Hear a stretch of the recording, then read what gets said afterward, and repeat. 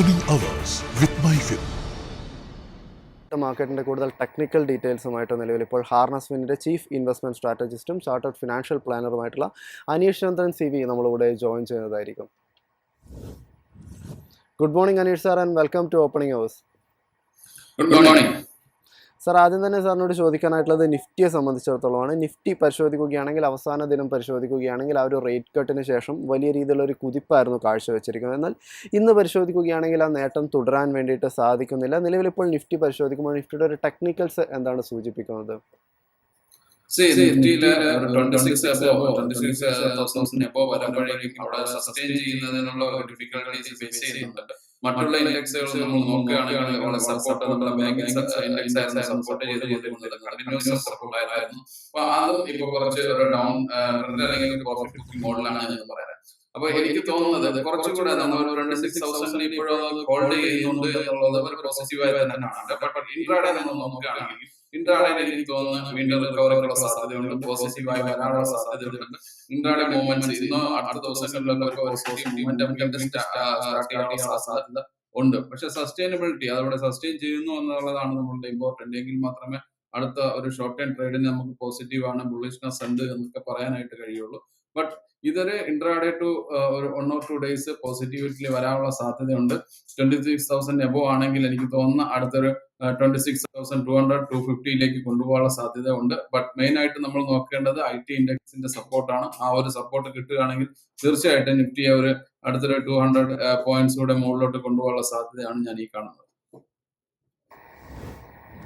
Sir, Nifty ബാങ്കിലേക്ക് വരികയാണെങ്കിലും അതായത് അവസാന ഒരു ദിവസത്തിലെ ഒരു ട്രേഡിംഗ് പരിശോധിക്കുകയാണെങ്കിൽ കുറേയൂടെ ഇൻട്രസ്റ്റ് സെൻസിറ്റീവ് ആയിട്ടുള്ള എല്ലാ സൂചികളെ സംബന്ധിച്ചിടത്തോളം വളരെ ശക്തമായിട്ടുള്ള ഒരു പെർഫോമൻസ് ആയിരുന്നു. എന്നാൽ ഈ നിലവിലിപ്പോൾ നിഫ്റ്റി ബാങ്ക് പരിശോധിക്കുകയാണെങ്കിൽ നിഫ്റ്റി 50യേക്കാൾ ഒരു വലിയൊരു ഇടിവാണ് നേരിട്ടുകൊണ്ടിരിക്കുന്നത്. നിലവിൽ നിഫ്റ്റി ബാങ്ക് പരിശോധിക്കുമ്പോഴും നിഫ്റ്റി ബാങ്കിന് മുൻപുണ്ടായിരുന്ന ഒരു പോസിറ്റിവിറ്റി ഇപ്പോഴും നിലനിൽക്കുന്നു എന്ന് കരുതുന്നുണ്ടോ? നമ്മൾ ഒരു short time to long time possibility ഇപ്പോഴും നിലനിൽക്കുന്നുണ്ട്. ബട്ട് ഒരു ഷോർട്ട് ടൈം ഞാൻ നേരത്തെ കഴിഞ്ഞ ഇതിലൊക്കെ നമ്മൾ പറഞ്ഞതുപോലെ തന്നെ ഒരു കുറച്ച് കാലത്തിന് ശേഷം നല്ലൊരു റിക്കവറിയാണ് വന്നിരിക്കുന്നത്. നമ്മളിപ്പോൾ നോക്കുകയാണെങ്കിൽ ഒരു ട്രെൻഡ് വന്നിരിക്കുന്നത് 54,000 നിന്ന് സ്ട്രൈറ്റ് അവേ ടു 60,000 അവിടെ വലിയൊരു മൊമെന്റമാണ് അവിടെ ക്രിയേറ്റ് ചെയ്യപ്പെട്ടിരിക്കുന്നത്. അതിന് കറസ്പോണ്ടിങ് ആയിട്ടുള്ള ഒരു പ്രോഫിറ്റ് ബുക്കിങ്ങോ അതിനെ ഒരു സ്ട്രെങ്തൻ ചെയ്യുന്ന ലെവലിലേക്ക് അല്ലെങ്കിൽ സ്പെക്കുലേറ്റേഷൻ അവോയ്ഡ് ചെയ്യുന്ന ലെവലിലേക്കോ ഉള്ള ഒരു കറക്റ്റീവ് ആക്ഷൻസ് വരേണ്ടതുണ്ട്. അതാണ് ഇപ്പൊ നടന്നുകൊണ്ടിരിക്കുന്നത്. അത് കറക്റ്റീവ് ആക്ഷൻസ് വരുന്നത് അല്ലെങ്കിൽ പ്രോഫിറ്റ് ബുക്കിംഗ് വരുന്നത് വളരെ അതിനെ സ്ട്രെങ്തൻ ചെയ്യും. അത് ഹെൽത്തി ആയിട്ടുള്ള അപ്പർ സൈഡിലേക്ക് പോകാനുള്ള ഒരു സ്ട്രെങ്തൻ ആയിരിക്കും നടക്കുന്നത്. അത് കുറച്ചുകൂടെ കുറച്ച് ട്രേഡിംഗ് സെക്ഷനിലേക്ക് അത് കണ്ടിന്യൂ ചെയ്യുമെന്ന് തന്നെയാണ് ഞാനത് പ്രതീക്ഷിക്കുന്നത്. പക്ഷെ അതേസമയം നമ്മൾ നോക്കേണ്ടത് ഒരു ബാങ്കിലെ PSU ബാങ്ക്സിന്റെ ഒരു സ്ട്രെങ്ത് ഇപ്പോഴും നിലനിൽക്കുന്നുണ്ട്. മറ്റുള്ള ബാങ്കുകളിൽ നിന്നും ഒരു പോസിറ്റീവ് ഗെയിൻ കിട്ടുകയാണെങ്കിൽ തീർച്ചയായിട്ടും ഈ താഴോട്ട് പോകുന്ന ആ മൊമെന്റം തന്നെ റിക്കവർ ചെയ്ത് വരാനുള്ള സാധ്യതയുണ്ട്. അപ്പൊ അതുകൊണ്ട് നമുക്ക് പൂർണ്ണമായിട്ടും അവോയ്ഡ് ചെയ്യാൻ കഴിയില്ല. പോസിറ്റിവിറ്റി അവിടെ ഉണ്ട്. എന്തെങ്കിലും ഡൗൺ സൈഡ് വരികയാണെങ്കിൽ അത് കറസ്പോണ്ടിങ് ആയിട്ടുള്ള കറക്റ്റീവ് ആക്ഷൻസ് വന്നുകൊണ്ട് തീർച്ചയായിട്ടും റിക്കവറിക്ക് വരാനുള്ള സാധ്യതയുണ്ട്. അപ്പൊ പോസിറ്റിവിറ്റി മെയിൻറ്റെയിൻ ചെയ്യുന്നത് തന്നെയാണ് നല്ലത്. ബട്ട് ഒരു 59,000 ഒരു സപ്പോർട്ട് സോൺ വെച്ചുകൊണ്ട് തന്നെയാണ് നമുക്ക് മുന്നോട്ട് പോകാൻ കഴിയും.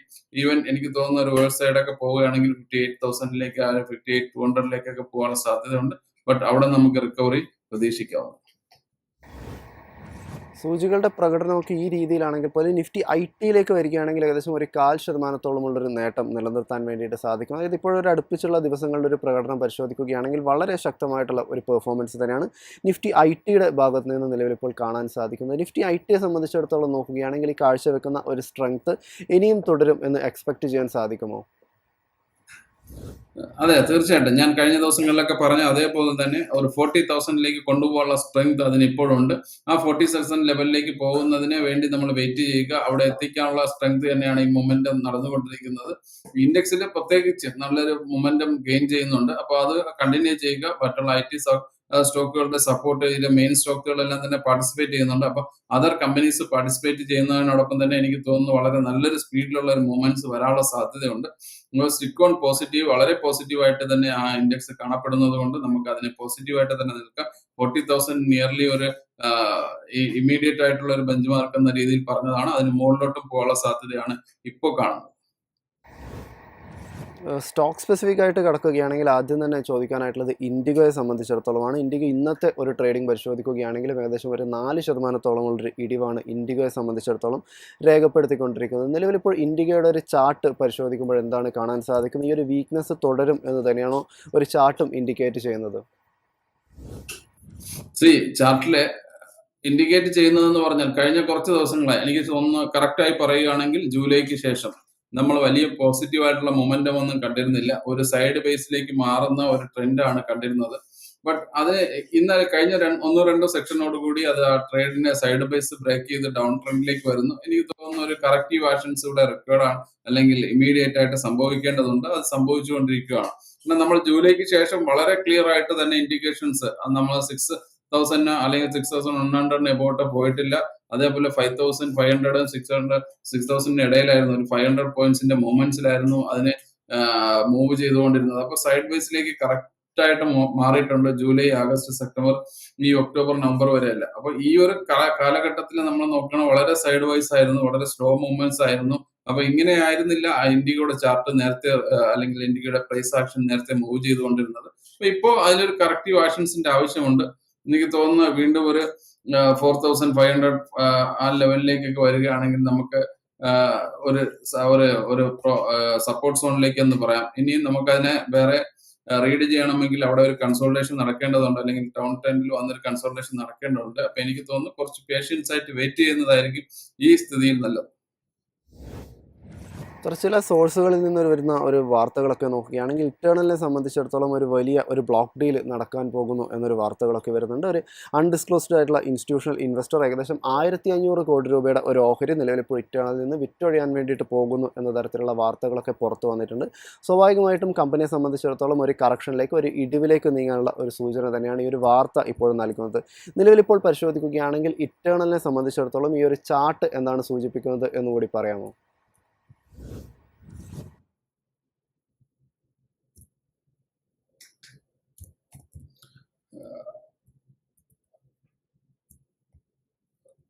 സോറി, എനിക്ക് ചാർട്ട് കിട്ടുന്നില്ല, അവൈലബിൾ അല്ല.